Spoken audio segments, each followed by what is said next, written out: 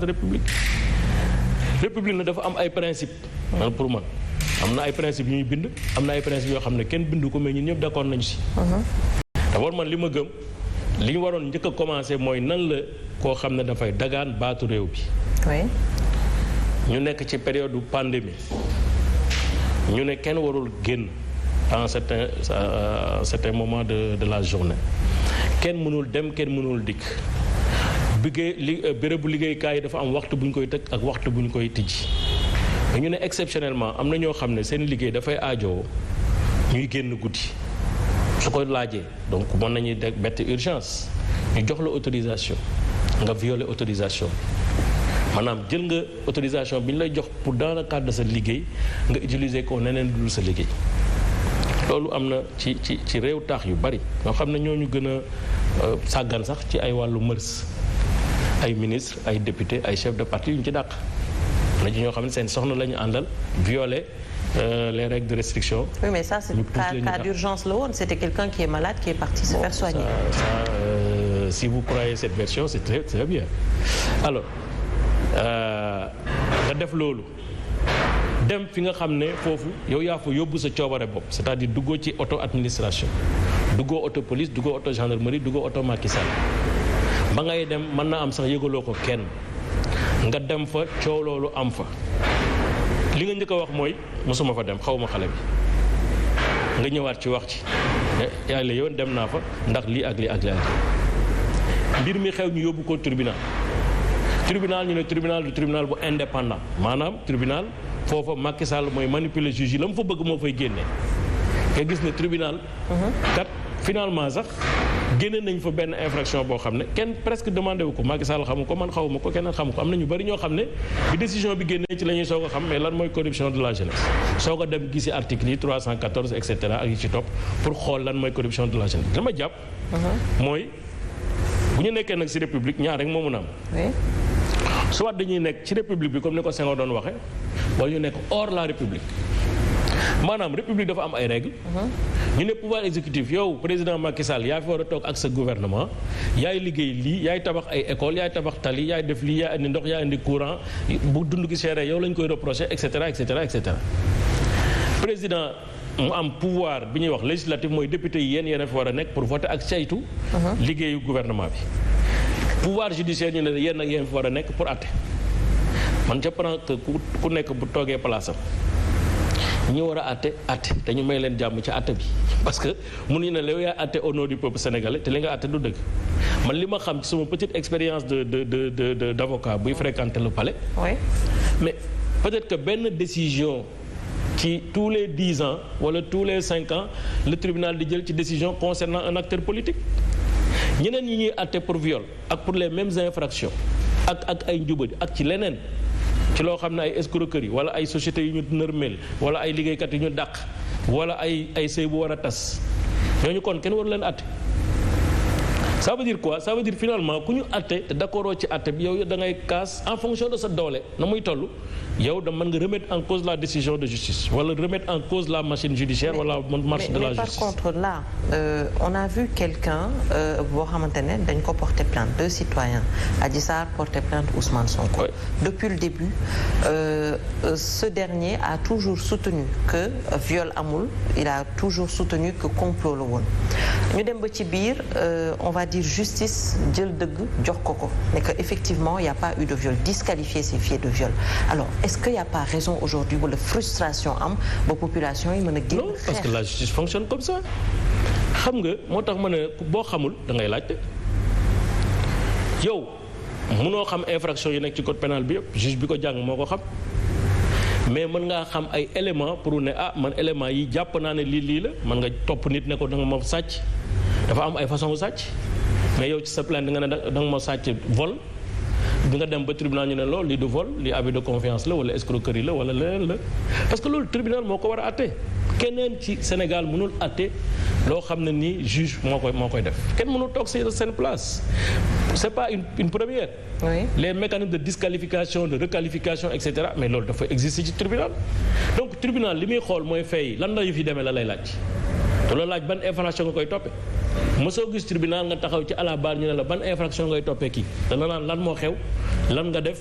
nangam fait yooyu lay jël qualifier ko wala mu requalifier ko wala mu disqualifier ko indi nag ay fait li lay wan ne loolu moo nekk mooy yow mën nañ la toppee escroquerie ñi mën a def sax différence même ñi jàng droit mën a def différence entre une infraction d'escroquerie et une infraction d'abus de confiance bariwul parce que élément kii caractériser infraction yi mais juges yi ñoo ko gën a xam képp parce que ñoom loolu la ñuy jàng ci la ñu am diplôme ci la ñu liggéey mais donc kooku boo bëggee nekk ci benn domaine am comme journaliste mu ñëw fekk la sa domaine di la ci jàngal journalisme mooy lan mais wax dëgg yàlla soit dama la yëpp wala dafa am loo xam ne ça ne marche pas dans ma tête. Oui, mais sauf que ce qui a intéressé les gens, c'est justement ñu bëggoon xam la vérité des faits, est-ce qu'il y a eu viol ou pas. Aujourd'hui, il n'y a pas eu viol. Non. La suite, c'était et après, qu'est-ce qu'il faut? Parce que ñi jàpp tey ñi génn ci pouvoir bi ñi génn ci mbedd bi on va y revenir parce que les causes quand même mën nañ ne que ne c'est assez profond par rapport ak li nit ñi xam mais li leen génnee aujourd'hui c'est peut-être cette injustice ñoom bi ñu jàpp. mais que affaire yi ni mu demee du début à la fin forme d'injustice la. non mais pourquoi ñu war a jàpp loolu man li ma gëm mooy dem ngeen tribunal. bi ngeen di dem tribunal ndaw si dafa am lu mu wax d'accord tribunal li ngay wax moom xoolul parce que Adji Sarr n'est pas un juriste elle n'est pas experte en droit boo war a xam ne tout l'ensemble de ces faits-là sont caractéristiques de viol ou de corruption de jeunesse ou de corruption de mineur ou de délit de mœurs wala yu demee noonu moom xamu ko moom li mu xam mooy am na lu jot lu xew ci man xale la boo xam ne ñëpp xam nañ ne Adji Sarr elle n'est pas protégée socialement. Oui.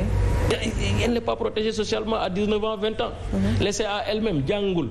amul salaire amul dara nekkul ak yaayam nekkul ak papaam mais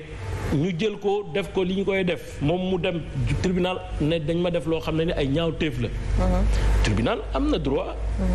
xool fee yi et dañu war a sant tribunal. parce que bu doon tribunal buy faralaate wala une justice non indépendante wala yu demee noonu. mais kon day gëm rek ne ko da nga violé mais tribunal xam na ne dafa war a motiver décision l'ensemble des faits nag bu ñu ko requalifier mun na joxe infraction boo xam ne nekkul infraction de viol loolu dafay am ba tàyyi ci tribunal ba tàyyi ci tribunal nga topp nit ci lii ñu ne la non lii du lii la parce que loolu la ñuy jàng loolu la ñu xam. D'accord. donc man pour man et puis infraction bi il faut bien comprendre infraction bi nga xam ne dañuy protéger xale yu jigéen yi ak xale yi nga xam ne dañuy soog a génn ci minorité parce que minorité bi 18 ans la yem mais ku nekk xam na ne 18 ans peut-être ak conditions yi ngay dund sa xel màccul màcc boo xam ne nii di nga am taxawaayu 18 ans moo tax ñu ne ñi am 18 ans jëm kaw. ba 21 ans dañu leen war a continuer di leen protéger parce que dañuy nekk ay cible am nañu ay kàccoor yoo xam ne doo amee 16 ans 17 ans lañu leen commencé ciblé. D'accord. duñu la laal duñu la def dara dañuy bàyyi ba nga am di la kii di la ko yónnee ay vidéo di la woo téléphone di def ay affaire di la tàggat di la may xaalis di la dugal ci ay circuits yoo xam ne bu ñu demee nag ba xam ne am nga 18 ans nañu soog lu def li ñu lay def bu ko defee ñu ne non viol amul wala nangam moo loolu moo tax ñu ne attends il nous faut une infraction qui permet quand même de continuer à protéger ces cibles qui sont vulnérables. D'accord. Alors là c'est peut-être qualité d'avocat. On a vu Ousmane Sonko qui a été condamné à 2 ans de prison ferme ñu doon xaar wala peut-être ñu doon bëgg xam kañ lañ koy jëli ba dégg sax ay autorités wala même le ministre soutenir qui peut être arrêté à tout moment. Aujourd'hui Adji Sarr qui interjette appel moom ak ses conseils quelle est la suite de l'affaire? Qu'est-ce que ça veut dire concrètement? Ah mais vous me posez une question très délicate hein? Donc moi je suis pas un acteur des faits, je suis ni partie civile ni avocat de la défense, encore moins procureur ou juge. Bon dañuy apprécier de manière globale. C'est leur droit le plus absolu. jàpp naa ne décision de justice justement loolu moo tax gars yi def ay recours. parce que ñiy àtte ñëpp xam nañ ne seen i àtte mën na am ay insuffisance mën na am limite. donc ñu permettre parties yi nga xam ne ñoom la ñu àtte ñu ne ah boo leen d'accordul ci lii yéeg leen ci feneen fu kaw pour ñu àtte leen mooy appel. wala boo d'accordul ci lii te nekkoo fi nga def opposition. loolu c'est leur droit le plus absolu li ci des nag moom dañ ko bàyyi ci loxo tribunal bi. dès l'instant où en tout cas c'est dans le cadre du droit et de la légalité pour moi j'ai pas de commentaire. Là maintenant dañuy wax ci manifestation yi parce que depuis histoire bi quand même bu mu amee entre le 1er et le 2 on a vu des manifestations ak ay saccages des pertes en vies humaines ñu ngi waxu 16 personnes selon chiffre gouvernement et selon opposition on parle de 19 personnes yu perdre la vie. Qu'est-ce qu'on peut retenir de tout cela déjà? Mais d'abord vraiment li ñu war a def mooy jaale ñi nga xam ne ñoo si ñàkk seen bakkan masawu ñi ci blessé de tous les côtés parce que police gendarmerie nañu ay blessés graves am nañu ay ñu ci gaañu les manifestations ñu ngi leen di masawu bu baax a baax a baax di rus di sëngeem ci li xew parce que démocratie jàmm moo ko tax a jóg ay taxu ko jóg dina am ay crise ñàkk juboo mu am ay blocage même institutionnel mais je pense que warul andi deret bu tuuru parce que sinon ça veut dire que c'est la faillite. Malheureusement ñu ngi mettre lu bu baax et en termes d'image booy xool télévision yi am ci monde bi da ngay gis man yooyu da nga ko doon gis yeneen dëkk. di leen ñaanal yàlla jàmm xalaatuma ko woon Sénégal donc loolu bokk na ci li nga xam ne dañ koy ñaawlu bu baax a baax a baax di wax plus jamais ça. Plus jamais ça mooy d'abord il faut que ñi nga xam ne c'est les acteurs politiques ñu moytu loolu man damay wax tout le temps ne politique booy xool ñi ci nekk. C'est peut-être moins de 10% de la population active électoralement parlant. On est quand même plus de 6 millions et quelques inscrits. Je ne suis pas sûr que tous les partis politiques réunis dinañ mat 1 million. Tous les acteurs politiques yi wax nii ku nekk di xëcc boo xoolee matuñu 2000. Pourquoi ñooñu war a perturber la tranquillité et la